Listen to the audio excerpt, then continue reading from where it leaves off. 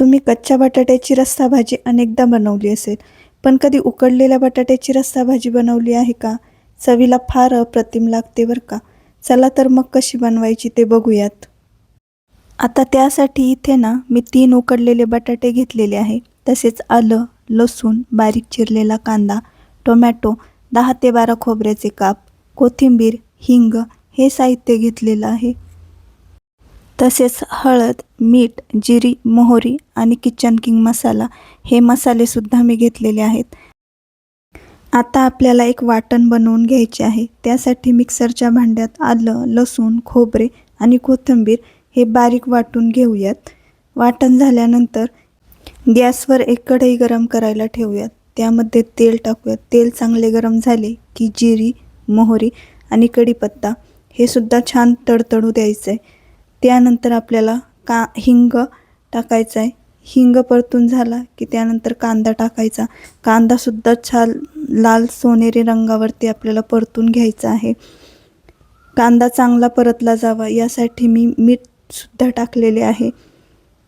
छान लाल सोनेरी रंगावर कांदा परतला गेला की त्यामध्ये आपण टोमॅटोसुद्धा परतून घेणार आहोत.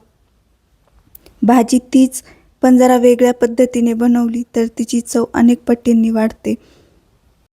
आता त्यामध्ये आपण टोमॅटोसुद्धा टाकलेला आहे. छान तेल सुटेपर्यंत आपण कांदा आणि टोमॅटो परतून घेणार आहोत.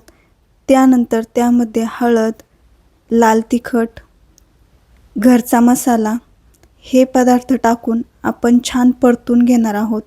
तेल सुटेपर्यंत छान परतून घ्यायचं आहे.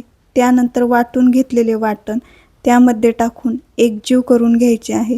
आता किचन किंग मसालासुद्धा टाकायचा आहे आणि तोही परतून घ्यायचा आहे. आता बटाटे बघा अशा पद्धतीने कापून आपल्याला टाकायचे आहेत. जास्त लहान फोडी बनवायच्या नाहीत, नाहीतर मग त्या फुटून जातात आणि हलक्या हाताने आपल्याला हलवून घ्यायचे आहे. आता यामध्ये आपल्याला गरम पाणी टाकायचे आहे. गार पाणी टाकू नका, त्यामुळे टेस्ट बदलते आणि बटाटे ऑलरेडी शिजलेले आहेत, त्यामुळे गरम पाणी टाकले तरी चालते. आता एक बटाटा मी ठेवलेला होता, तो असा हाताने कुस्करून टाकायचा म्हणजे भाजी छान मिळून येते. भाजी दाटसर होण्यासाठी हा बटाटा आपल्याला असा कुस्करून टाकायचा आहे. आता भाजीला छान उकळी येऊन द्यायची आहे. छान उकळलेली भाजी मस्त लागते. वरून मीठसुद्धा टाकूयात.